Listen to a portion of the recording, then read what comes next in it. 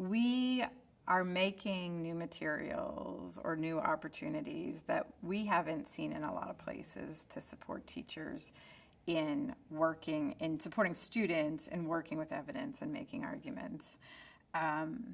We learned that you can describe really all of the assignments that we've seen teachers make in kind of two categories.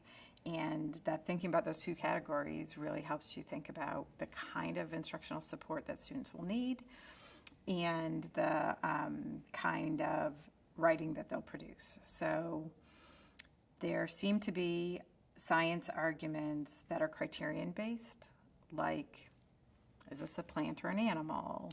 What are the criteria for being a plant? What are the criteria for being an animal? Which of the criteria does this have? That's a kind of scientific argument. What is the best engineering solution is always a criteria-based question. What are the criteria for a good solution? What are the multiple ways we could solve the problem? And how does our solution fit? So those are a kind of writing. There's also scientific argument explanation, like how does something work? Why did this happen? What's the cause and effect chain between a number of factors and the outcome?